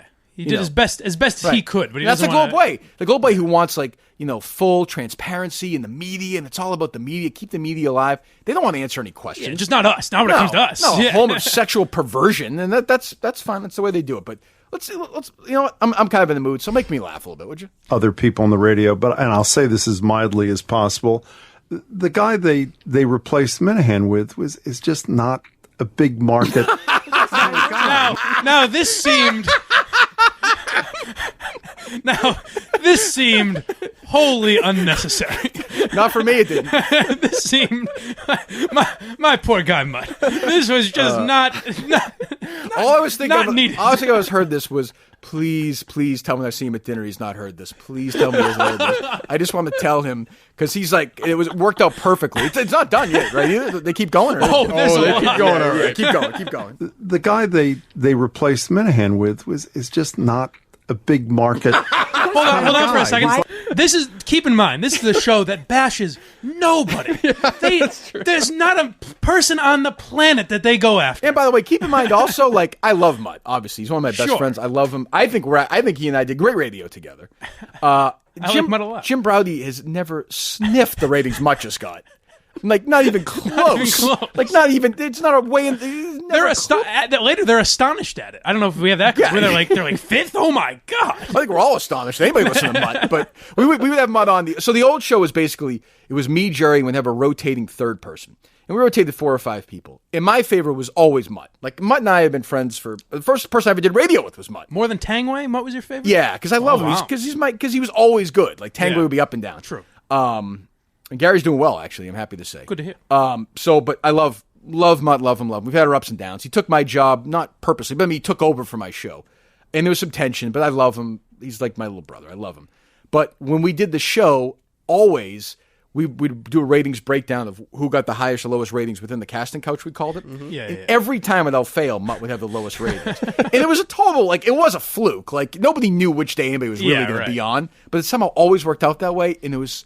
We'd get the text from Curtis, our old producer, with the numbers, and I'd be so excited for the next day because we'd make sure we brought him in and would read them, and it would depress him all weekend. So I knew when I walked in there yesterday, he's like, and I was waiting because Gerry was late. I was waiting for Mutt to bring up because we were tweeting about it.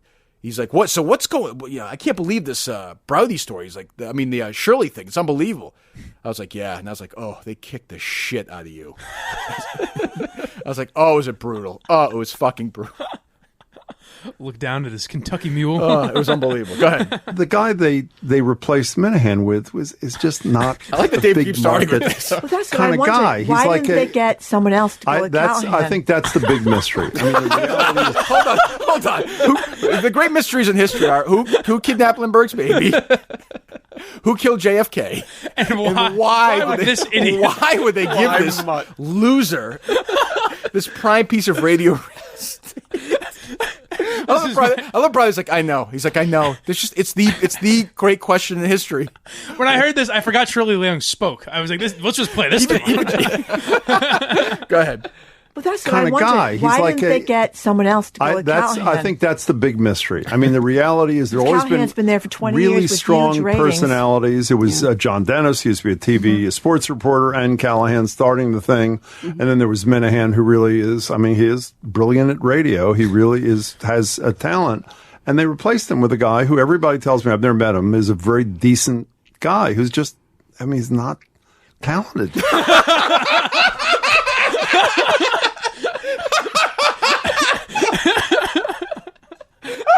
Again, on NPR, and this is a midday show that bashes nobody. That's like stronger than their hate for Trump. Poor Mutt.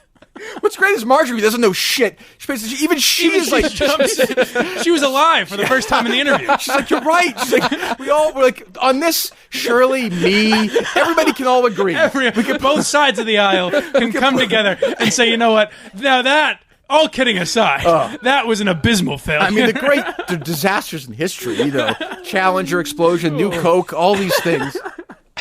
Let me hear that last 30 seconds again. Decent guy who's First of all, that's the other hold on. That's the other preface with Mutt, is like the preface with me when I said earlier. But he's a great guy. And he is a wonderful guy. Very nice man. He's been great to you, right? Yeah. First guy that put me on the radio. I would love to have him come in here once in a while. I would. I love him because but you have to be able to understand what he does. Like, I used to work with him, and on the air, it's true, on the air, he kind of has this, very... We are here at the Red 13 studio. Right, there's a lot of that, and that's just who he is, but off the air, he was different, and I thought, maybe I can twist some of that and bring it on, and it took a while, but we got him there. Yeah. But then he got put... you got to give him credit for that. That's completely outside of his comfort zone. I give me credit for that, because he hasn't done it before or after. Still. But, I guess, he got put in such an unwinnable situation with Gerry, totally unwinnable. And, he did everything he could, and he's not, in a different situation, that show would have been fine and lasted for at least a couple of years, right? Sure. Yeah. Yes. That wasn't... Their issue wasn't the quality. It wasn't a disastrous show. It was fine. It had the misfortune of following you. A great show. Yes. Yeah. And as Jim Browley said, brilliant. Right. And Mutt's... Well, let me hear one more time. What is Mutt again? I don't really remember what he said. Dave, take it away. Do you mind if I back up a little bit? And they replaced him with a guy who everybody tells me, I've never met him, is a very decent guy who's just, he's not talented. I think also what's interesting about hold on. So Shirley jumps in. Yeah. I love that you can tell Jim's thinking he's like, how do I spare this poor bastard? And he's like, I just have no other way to phrase it. He's simply not talented. I know this is public airwaves. The guy fucking sucks. Right, Shirley? Am I wrong? And you left, and because of you, we're left with this fucking guy. Fuck you, Shirley. Even the guy in the dump button is giving a thumbs up. He's like, yeah, you're right. Jim's like, oh my God. Jim, when you're right, you're right. It's like we have phone calls for the first time ever? I guess we have to take these. Do we have a phone number?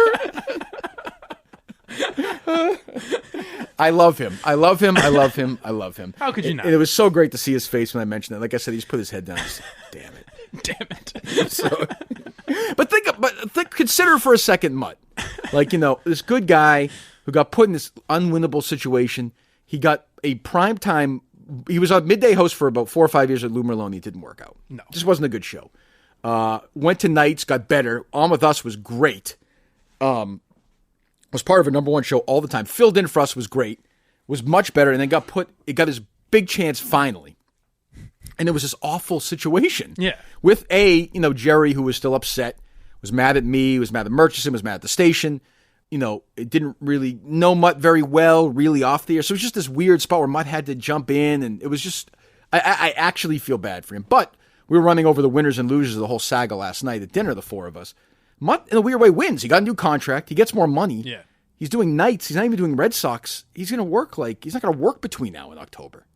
That's not bad. Yeah, it's not bad at all. You know, and it's not. You know, it's I like I've said about Mutt before. We should have some sound of him, I guess, if we're going to do this. But he's the kind of guy. Like, if he didn't have a wife and kids right now, would be much better off taking a job in a different market and just being like, fucking get away from this shit world. The other question we asked. Well, he probably got a big raise, or no? Being a morning show host, he got a raise. Not that big a raise. He got a raise. We were wondering about that. He got as I said, his deal was what I called a Minihane monthly. He got paid in a year where I got paid in a month in my old job. So, but the other question we asked last night was sort of the recurring theme of the. I asked to Curtis, the two and I were there first. Mutt came a few minutes later, then Gerry. The real question is, did Entercom know from the jump, the minute I left, that it wasn't going to work? Gerry's contract was up in the summer.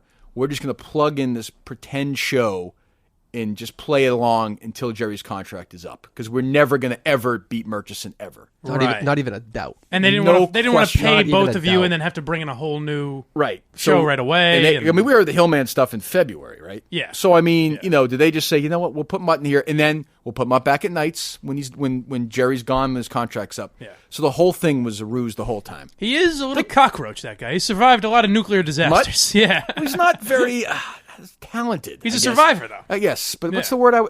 He's just not. He's just. I don't know. I think a bigger question for him would have been like, if you left on your own. Let's just say your contract was expiring, you just wanted to go to Maine, whatever. Right. Would he have been successful at that point? Because you chose to leave. I just don't think the show was as good, though. Like, I just think it just wasn't as good. It's tough for anyone following. I just think there was such show. negativity around after they. I think the percentage of people who left would have been smaller, but it would have been a percentage. But it's like we talked with Carolla following Howard Stern, where it's like Carolla does a fine show, but it's just like it wasn't Howard Stern. Yeah, and Mutt and Gerry were not David Lee Roth. Yeah, it was right. It was more Carolla. Yeah. And I think now people are going to be even in a way angrier when Gerry's gone, because now the whole thing is gone. Chris is gone. Ken's gone. And it's going to be a significant. And it's going to be a way show. Like their show or different. When their show when I left wasn't as good because I wasn't there. But it maintained a lot of the element. It tried to anyway. Right. Now, so if you like the old show, a lot of people were like, well, all right, you know, it's not the same, but I can listen to it. Now they're going to hear Hillman, you know, having Ernie Bog, whatever. It's the whole point of the whole thing is that Mutt's not that talented. Now, I agree. Jim agrees. I was surprised when I had various politicians from around the city calling and agreeing. It got very political, too. Democrats, Republicans, gays, straight, black, whites. Mutt. Everyone got together. I thought it was a nice moment. I mean, now, can I point out also that we had a woman who you despise, who tried to ruin your life, and we did a few minutes on it, and we've done at least double the time. Well, it's more fun, isn't it, really? Yeah. And then Shirley called me, and we just shit on Mutt for like 15 minutes. Well, she's about to. She's even going to do Does she shit on here or no? I forget. I don't know. I think she tries to. Yeah. Let me hear it. Guy who's just, I mean, he's not talented. Stop real quick. What do you think, like, if he's on here, what is Jim, when he says not that, what are the words in his head that he's looking for? It's just a fucking nothing. Yeah, but he fucking sucks. Okay, because instead of talented, he definitely had things he wanted to say. And what is his issue? Like, that's, by the way, that's when you know when somebody talks like that, because I've had people, that's when you know somebody loved the old show. Oh, yeah. That's somebody who loved the old show. Go ahead. Talented. I think also what's interesting. Well, the other sad thing. Sorry, Shirley. The other thing is you could tell Jim was about to say something more there before Shirley cut it. He wasn't done. And the guy is a drunk because he was literally saying he was about to say and the like he wasn't done. Let me hear it again. Listen.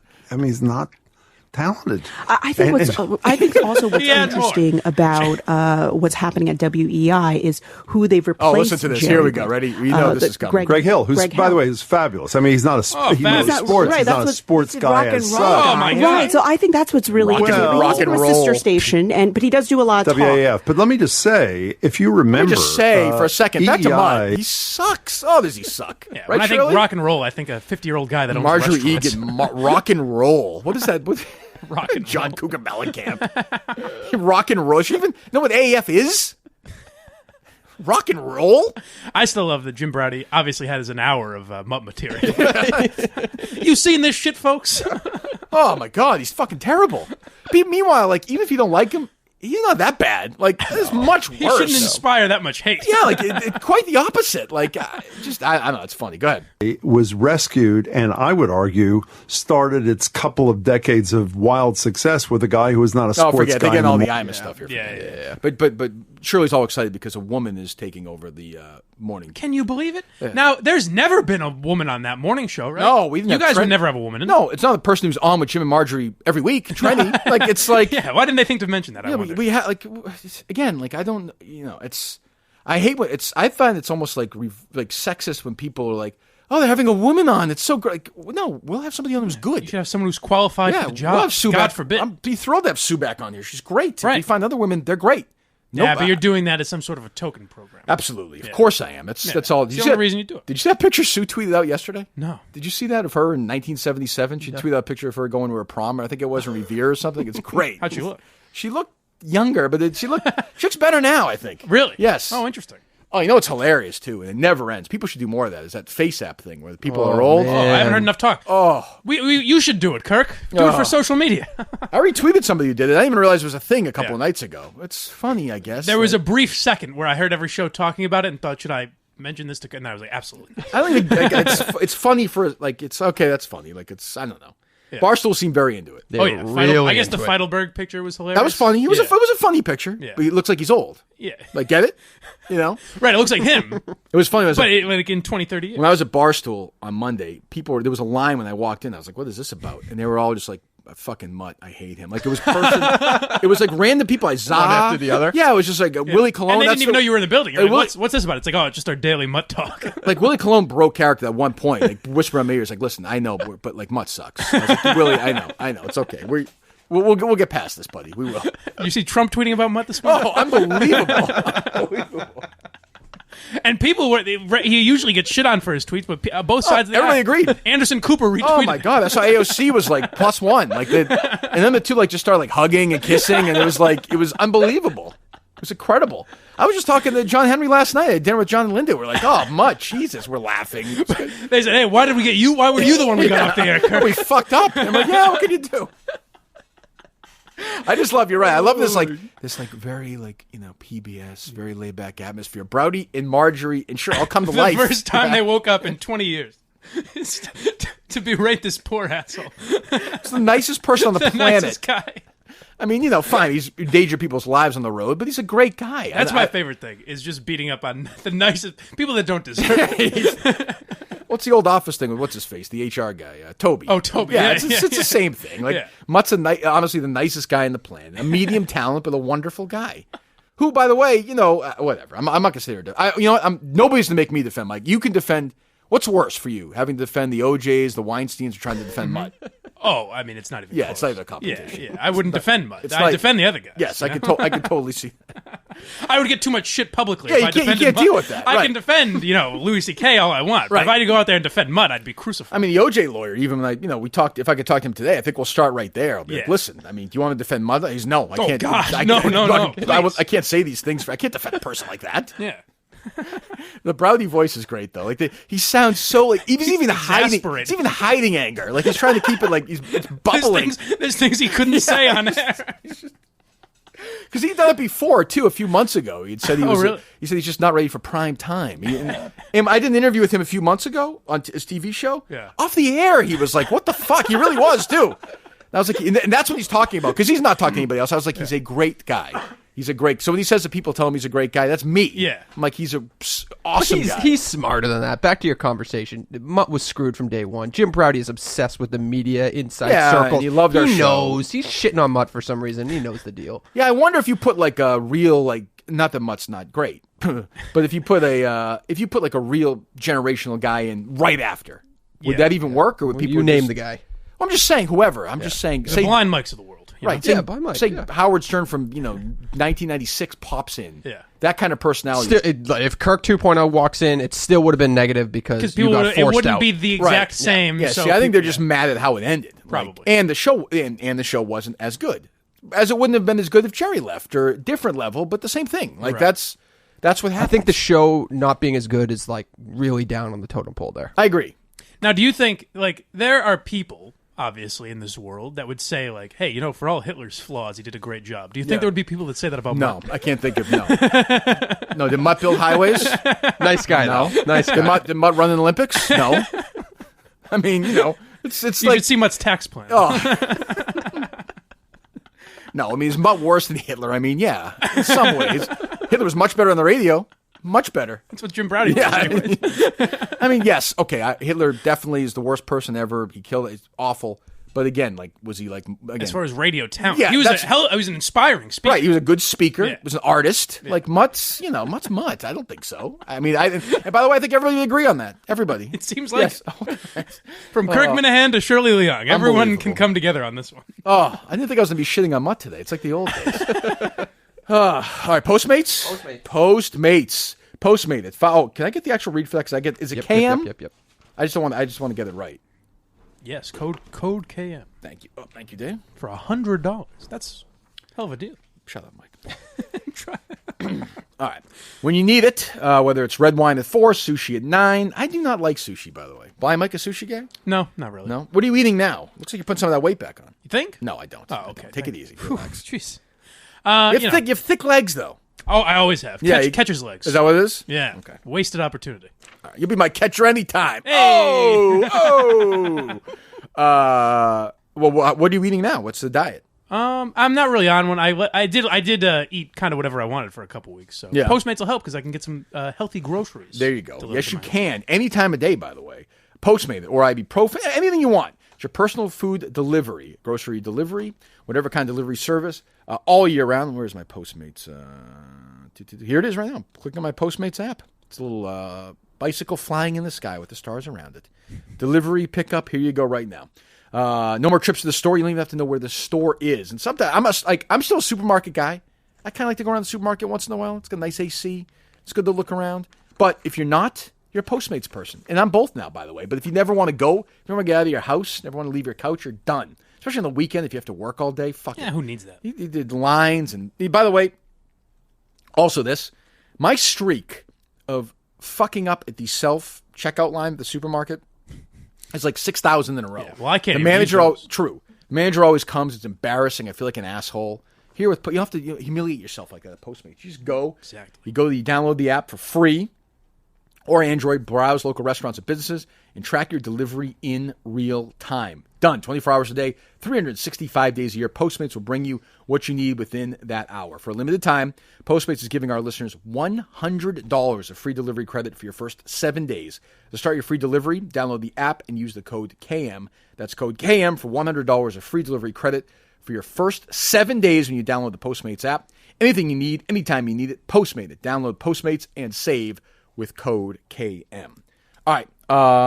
So we're taping this interview with his lawyer, we hope? We hope so. Any confidence this is going to happen? I'd give it a 60% chance it happens. That's about right, I'd say. That's what I'm thinking. I'd say. It's at 10 o'clock? 10 o'clock. All right, so I'm going to do... Hey, Mike, you don't have to participate in this one, unless you want to. Up to you. Can we? It's up to you, Mike. It seemed like yesterday you didn't care for my participation, so I can back out if you want. Whatever you want. If you're here at 10 o'clock, you're here at 10 o'clock. All right. From a technical perspective, the option is available to you, Mike. Ooh. Just to let you know. Oh, interesting. I don't know if it would have been in the past. But it's interesting you say that. It's available today. Well, I want more about this Trump guy in Italy who raped someone. Yeah, what the fuck is Steve talking? Steve lost Gizmodo. Steve is disappeared, which is fine. When is he back? End of July, I don't know. 27th or 8th, something like that. The question shouldn't be when is he back. It's when is the unfortunate when do we get time rid that of Dave leaves. That's a good question. That's a really sad day in history. You're gonna have a hard time leaving the show. I'm going to disappear. You're in the middle of it though. You love it. He's all in. To walk away from this and go back to your irrelevant life is going to be tough. Yeah, but I'll move on. I move on quickly. You'll miss it. You'll be responding on Twitter, I'm sure, to everything. Nope. I'm just going to fade away. What are the odds of him not becoming one of these guys who just like weighs in every once in a while? No way. You do it. I'm going all in on Beats and Eats with Large and Willie. That's a good show. That's what I'm doing. Good show. All right, we're here at Red 13 Studios. Red13studios.com.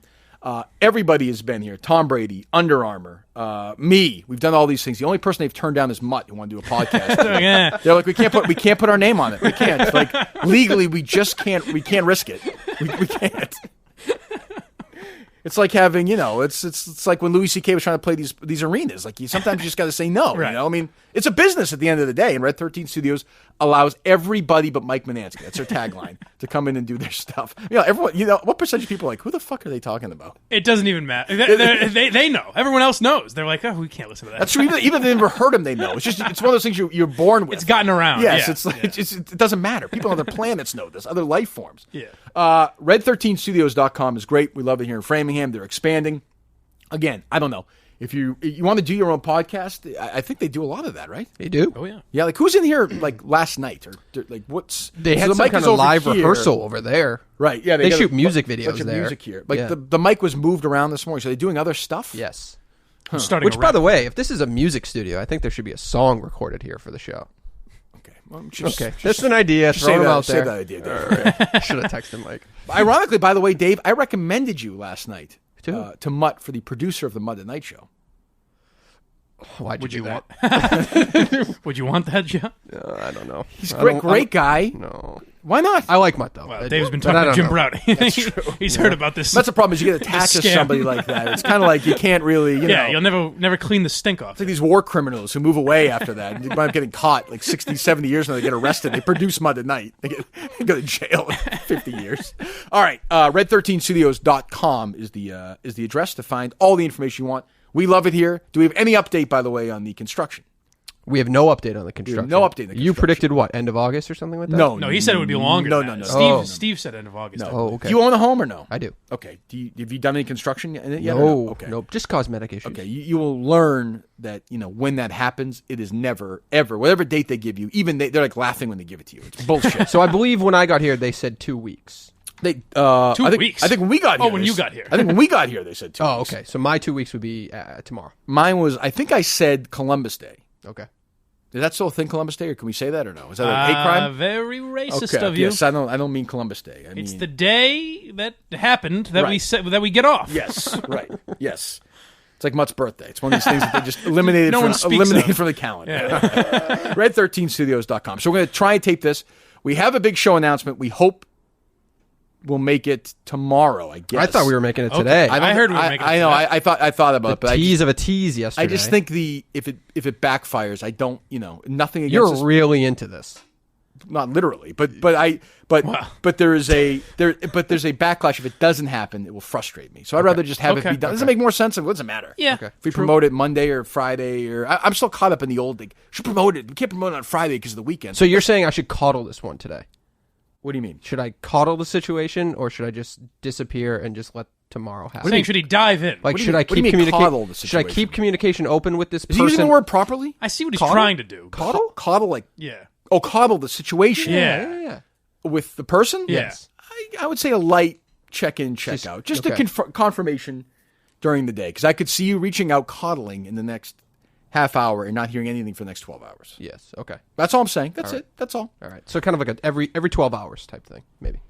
Every 12. Whatever your plan is. All right, I got it. I'm not going to be the general. Just send them an apology. Trying to make you happy. Trying to make you happy. Just get it done. But I will say, if Dave pulls off the back-to-back OJ lawyer and this person back-to-back days, that's impressive. It's a moment. That's the kind of decision where you start saying maybe things have to change. Though I was pissed because you were kind of involved in this person, which I wasn't happy about.